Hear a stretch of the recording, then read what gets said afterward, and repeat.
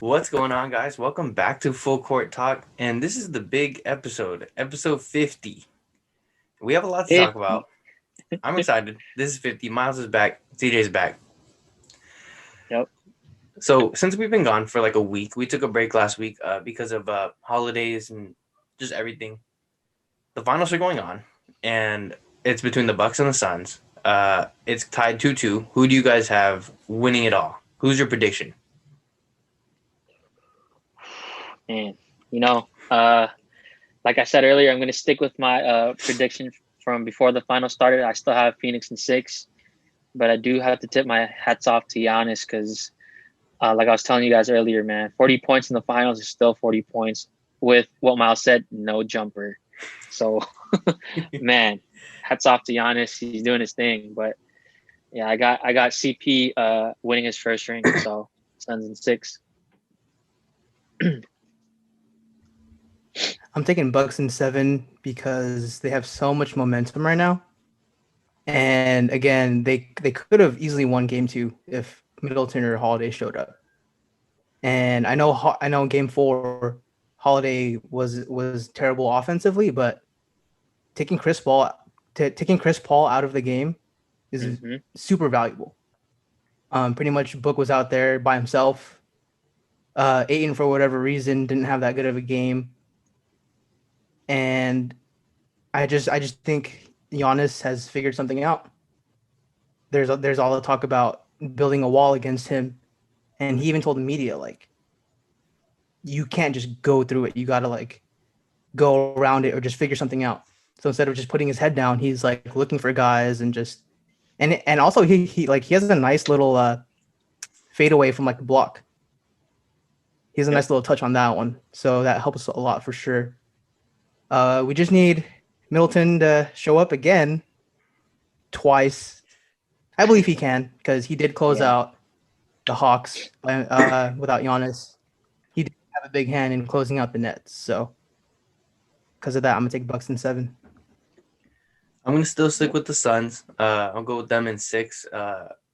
Devin Booker has been very good, and I think even though Chris Paul hasn't been his best in the last couple games, I think he has 15 turnovers in the last 2 or 3 games. So he's been pretty Mm-hmm. careless with the rock recently, which is crazy to say for Chris Paul. But I think he's gonna turn it around. But I mean, you gotta give praise to Drew Holiday. I know he's not playing well on offense, but to make Chris Paul play like that, that's really impressive. And Chris Middleton dropping a 40 piece. Clamps. The Bucks are turning up Yep. at the right time, and I could easily see them winning in six. They have the momentum, like Miles said, and it's going to be really interesting to see what happens going forward. But Yeah. on to our next small topic. But so right before we hopped on, Team USA cancels their Friday game against Australia, and due to COVID. But just a small little topic. Who do you guys think should replace Bradley Beal now that he's out of the USA team? Ooh, man. I'll let Miles go first. I'm still thinking for this one. Uh-huh. Yep. Um, this might be just because I saw his tweet, but I also want to reward him. Trey Young, maybe? Trey Young, or if they want to go big, probably Randall. Yeah. Just because there's been a lot of talks about how suspect their big rotation is, especially with Kevin Love. Like, what the hell is he doing there? But I'd love to see either of those guys make it. I Yeah. just want to like reward people who made the playoffs, who good stuff Yeah. over the years. So one of those two guys for me. Man, I would have to agree with what Miles said, but I would agree with him in the big category because if it's one thing that USA is lacking, it's a presence down there. You know, they have Bam Adebayo and Kevin Love, but like Miles said, like what's Kevin Love doing there? We're not in 2012. You know what I mean? Like, I would say Randall is probably the best fit in terms of a big that can run with these guys because I'm pretty sure Pop is going to have him. I mean, he's gonna run his sets, but for the most part, with the team that he has, they can run. And Randall's one of those bigs that can run with the best of them in terms of a fast flowing offense. And like Miles said, I think they have to reward him, for bringing the Knicks back. And I know they lost in the first round, but he deserves it. And so another guard, it wouldn't be too bad if they pick up Trae Young. It'd be probably more exciting, because of how Trae plays. But playing FIBA basketball is completely different. And the way that he plays, he is not going to be successful for his first couple appearances if he doesn't adjust quickly. Because as you guys can see, I'm pretty sure you guys saw that viral tweet of NBA players trying to sell fouls, and the FIBA officiating is just standing there looking at them, And I think it's beautifully officiating. You know what I mean? I feel like more NBA games should be officiated like that, because they're holding their whistle, and if it's not a foul, it's not a foul. So Trae Young, he might have some difficulties adjusting, unless he just actually wants to hoop. Because when he wants to hoop, we saw that he could hoop. Yeah. But yeah, Julius Randle, I think him alongside Bam, very good, an upgrade over Kevin Love. I saw two names pop up. Tobias Harris was someone that they called or they reached out to, and Christian Wood. Tobias Harris, I think offensively he'd be nice, but defensively he's pretty bad, and this team needs some kind of defense. Yeah. Mm-hmm. I'd like Christian Wood. Christian Wood's good on both ends. Good inside presence, good outside presence in terms of shooting. He's young. He should be able to fit in real well with the mix of guys that they have, and he gives good size, good speed. But it definitely sucks for Team USA going forward. Bradley Beal is a huge piece to miss, and we'll see what happens. USA has not looked good so far, as they're 1-2 and now missing their Friday game against Australia. But we'll see. But on to some main topics.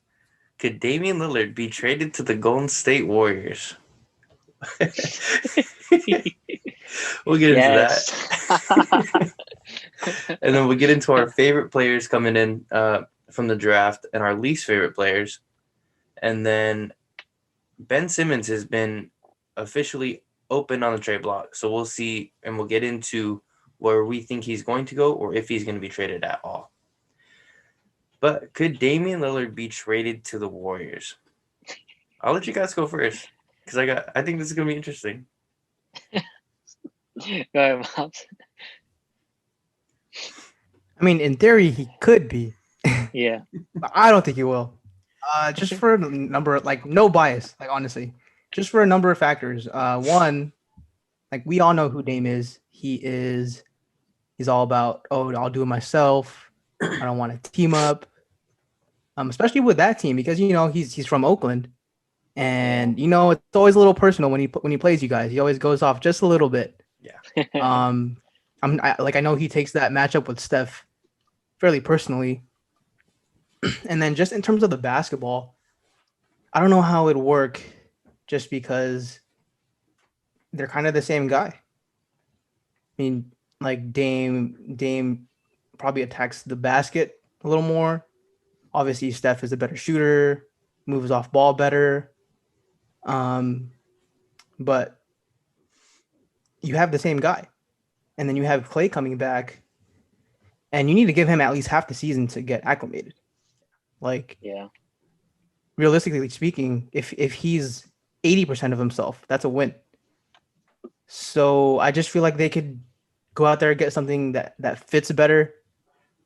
Because you guys have the assets. And also, if it comes down to a bidding war, I know the Warriors have a lot to offer, but other teams can still outbid them.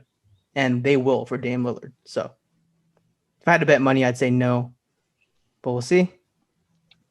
Yeah. I mean, honestly, I agree with Miles. In theory, yes, it could happen.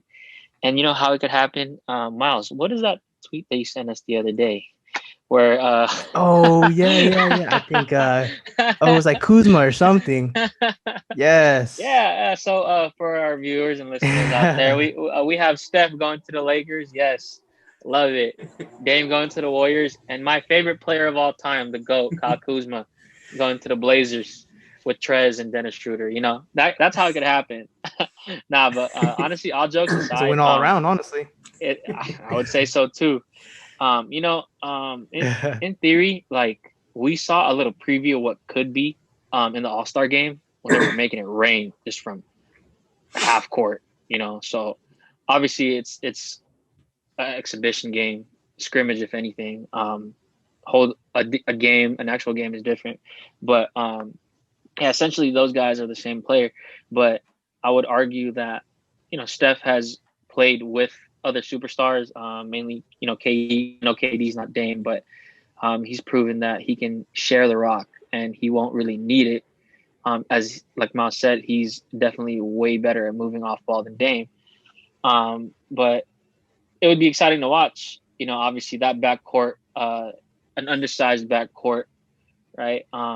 And I know they're not the same players, but it kind of reminds me of when Duke had Tyus Jones and Quinn Cook. Those guys are both undersized, and they were able to lead them to success. They weren't the same player like how Steph and Dame are, but just two small guards that made it work.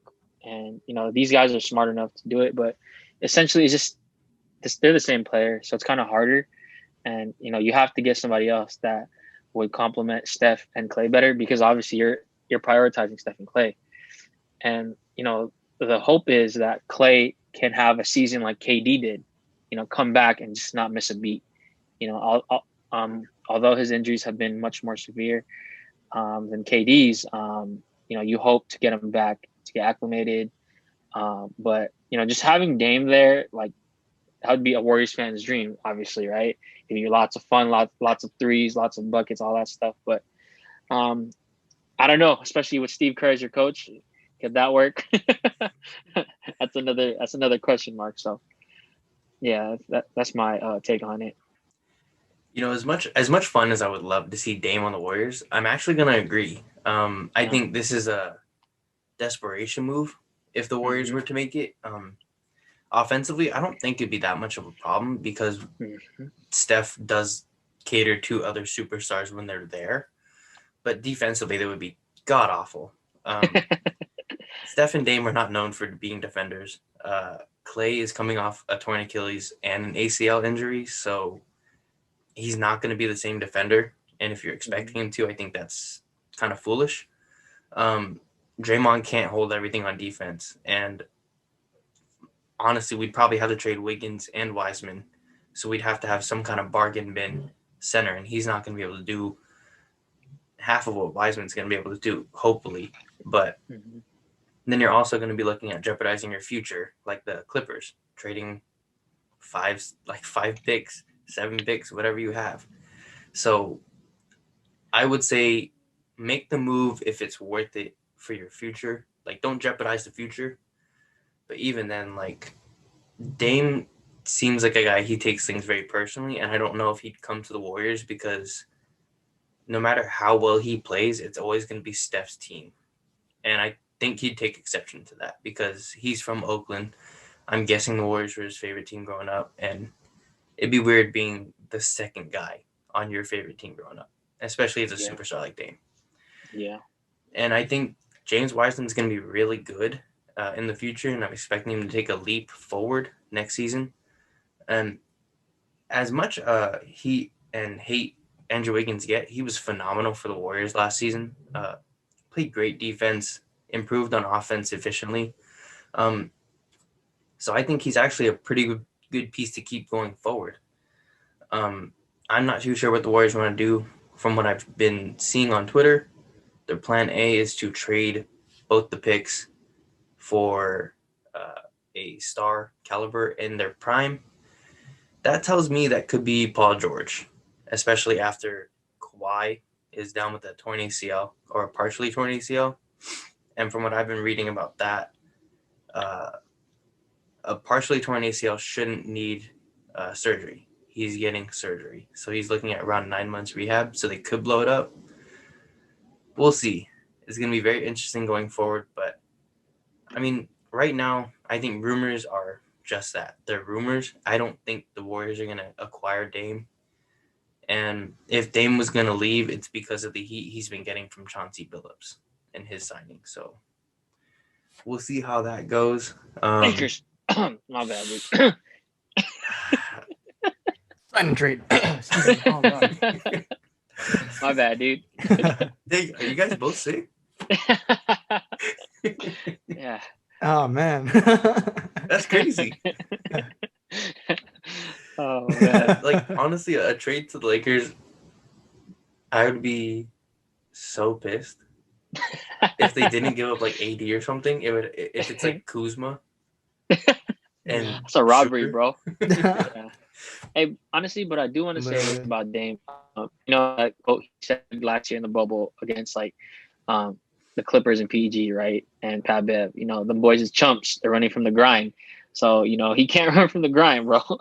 He can't run from the grind. But hey, if he wants to run from the grind to the Lakers, arms are open, I wouldn't call it running, honestly. Like he's been doing the grind. Yeah, Like that is how you true. drop 55 on like 60 or 70% and you lose. Yeah. Like I'd be pissed.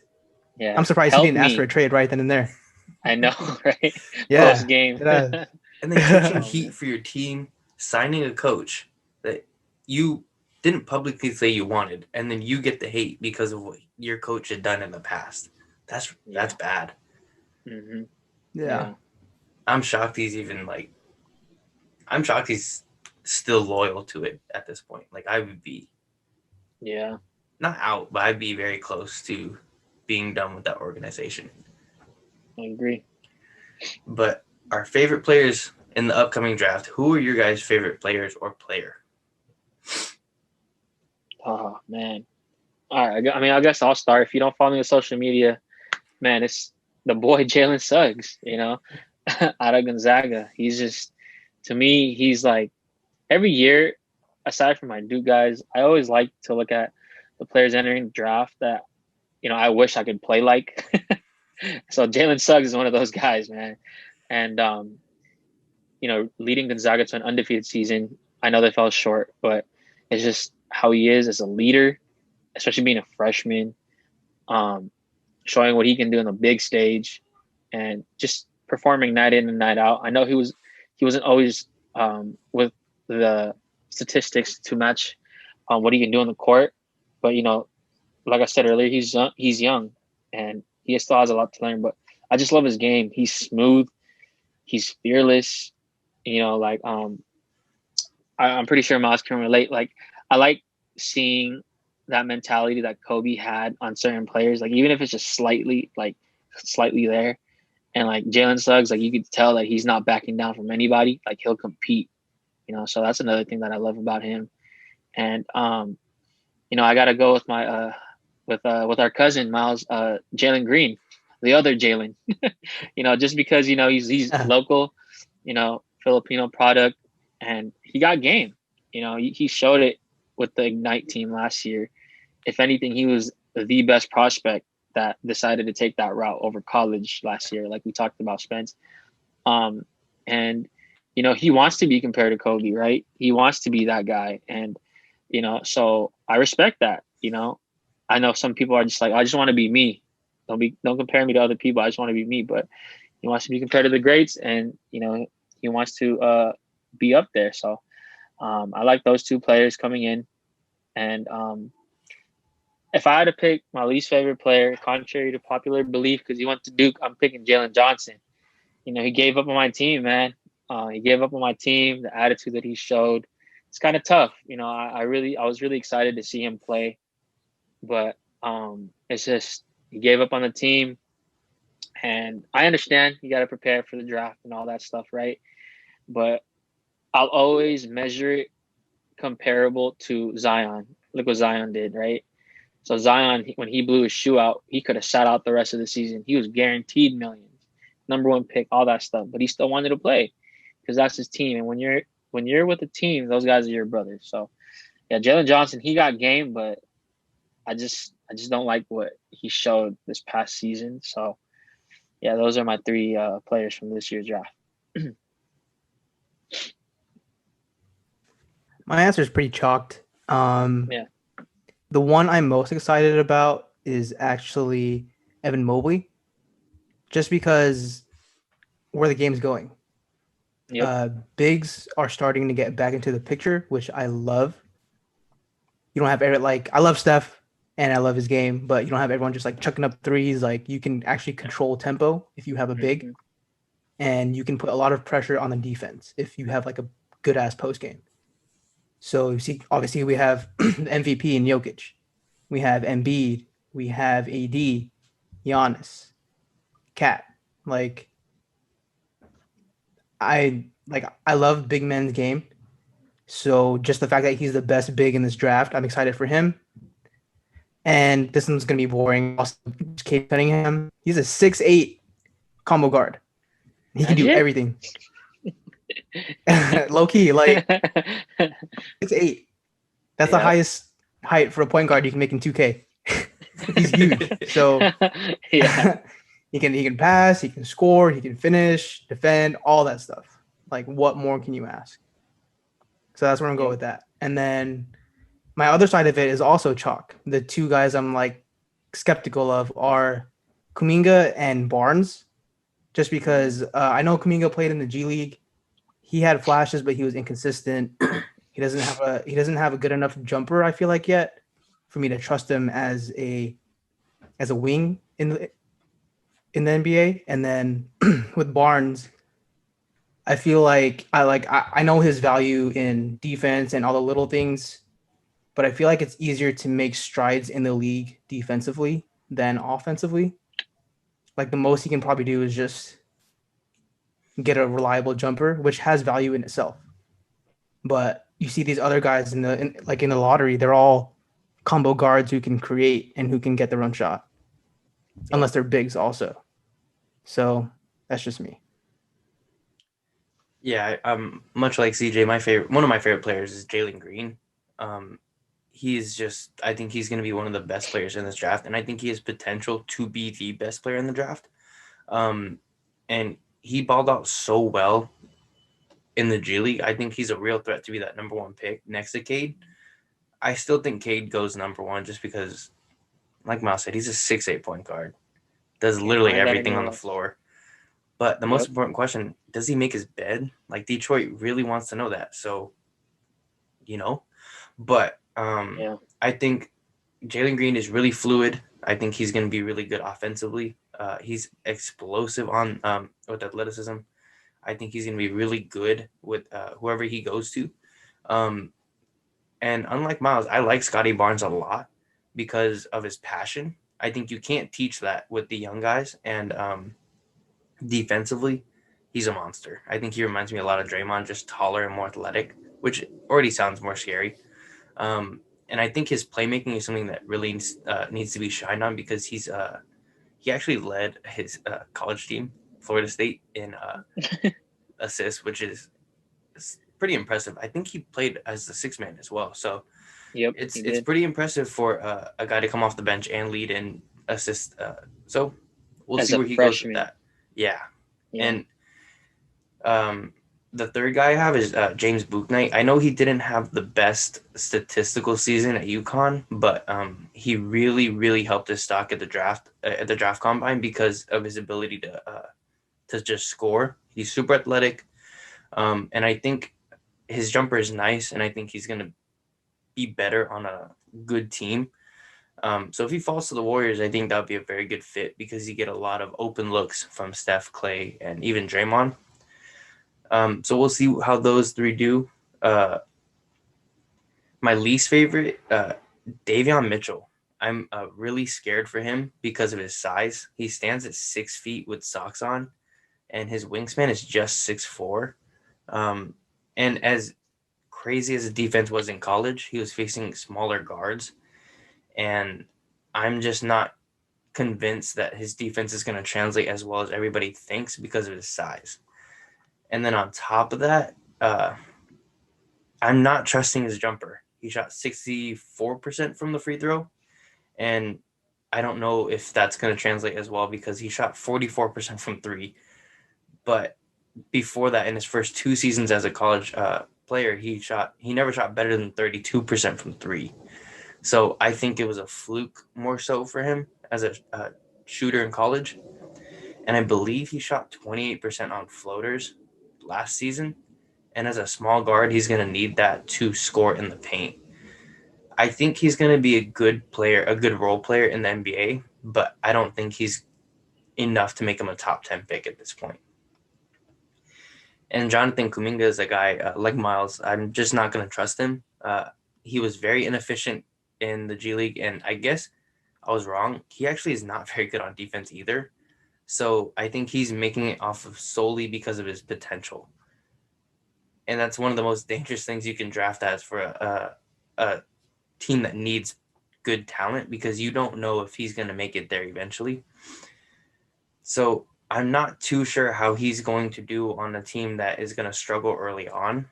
Can he create a jumper? Can he create his own shot? Wings need to do that now, and I'm just not sure if he has that potential to do that. And Jalen Johnson as well. Quitting on your team is really bad, and something that you can't teach is attitude. So I'm just not sure how he's going to do on a team where he's going to be maybe late lottery, maybe mid first round. Is he going to do well not playing that much for his first couple, maybe half the season? Or is he just going to quit like he did at Duke? That's a huge thing that he needs to think about or consider now that he has put this brand on himself. So those three guys, I'm not really sure how they're going to do, but I'm definitely excited for this draft. 2 first-round picks for the Warriors. I'm excited, but we'll see. But on to our last topic. Is Ben Simmons going to be traded? What do you guys think? Man, you know what? I saw a report of him potentially going to the Kings. I think that's disrespectful, but they have a lot of pieces to give. But if I'm the Sixers, like, no disrespect to my Duke guy, but am I really going to take Marvin Bagley the third? You know what I mean? I'm not taking anybody less than De'Aaron Fox. And so, I think with how everybody responded to his playoff performance from this past season, I think the Sixers might be, pressured to trade him, if anything, because, for the time that he's been there, don't get me wrong, Ben Simmons is a good player, but it's just that jumper, I hate to say it, it's broke, man. Like, it's broke. And, like, we talked about this before we started the podcast, and, even during, like, bro, Giannis is dropping 40 and 12 with no jumper. And like Miles said, he has that turnaround touch down in the paint. Like, Ben Simmons doesn't even have that. The guy doesn't even have a floater. You know what I mean? And so, like, I think, like I said, the Sixers might be pressured to trade him, but it's just more so finding somebody that's willing to take him on. I know a lot of teams are probably willing to trade their superstars, but I'm just not convinced anybody is like saying, yes, let me get Ben Simmons, unless it's like the Knicks or like the Hornets or something, you know what I mean? Or maybe even the Bulls. But if you're going to trade for him, you might have to find a team that has a lot of shooters like the Sixers potentially have. And so, yeah, I don't know, man. It's kind of tricky because I feel bad. Ben Simmons is a great player, but catching a lot of heat for not having a jumper. And that picture that Basketball Forever is posting, like, I'm not even sure if that's real, of him shooting the free throw and the ball's on the way left. Bro, that's like, I hope it's edited, man. Like, because it's terrible, But aside from that, like, let's not forget that he is first team all defense. He'll lock up your favorite player. He might foul doing it, but he's a good defender for his size. And so it's just sad because at the end of the day, he's still young. He can still develop a jumper, but he has to be able to work on it. And so essentially, I think, like I said, the Sixers might be pressured to trade him, but I also wouldn't be surprised if they wanted to keep him and try it one more time, because obviously they're going to keep Embiid. There's no way they trade him unless, it's just something ridiculous happens. But I think they might be patient, stay one more time with that duo. But anywhere but the Kings. Like, if I'm him, I don't want to go to Sacramento. Come on, man. So yeah, I'm sorry, Ben Simmons. Don't watch this. Oh man, he's like crying right now. Like, why did CJ say that? No, it's crazy what a difference a year makes, because the conversation before the season, if it doesn't work out with the Sixers, do you keep Embiid or Simmons? And that answer is very clear now. Embiid is your guy. And I think for the Sixers, it's kind of a lose-lose because Yep. there's been some like trades floated out there.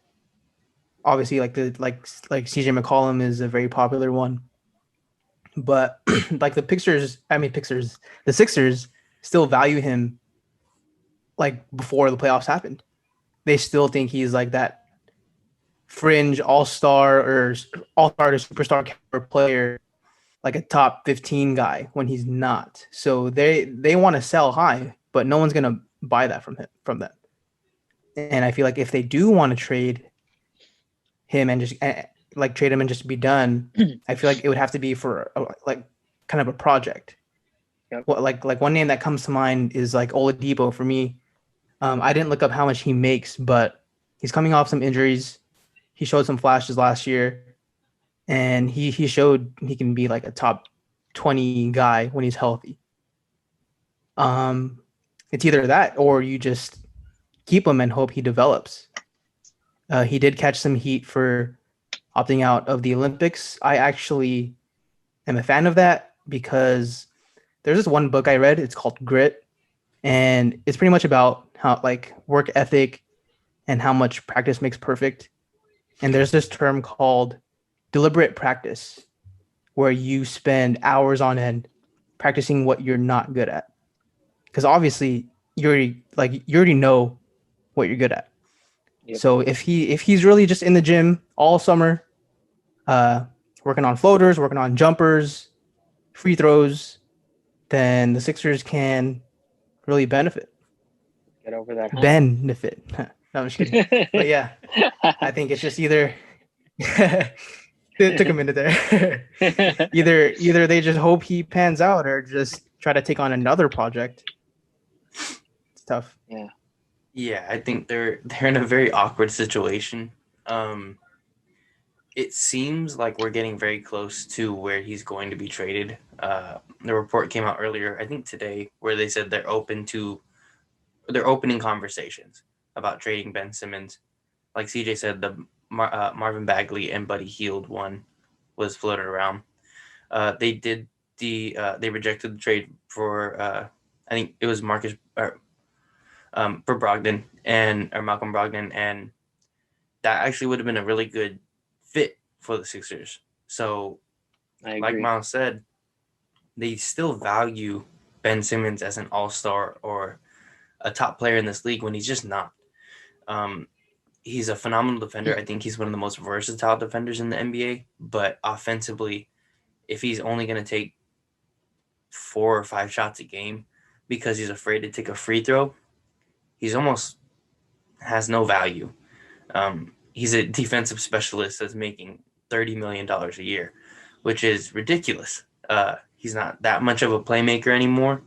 When I watched a couple videos on him, he gets most of his majority of his assists off of offensive rebounds, where he just kicks it out. And how often is that going to happen for him? So it's going to be very interesting seeing what they can get. It seems right now that his value is very low, and obviously it's not going to get higher during the offseason.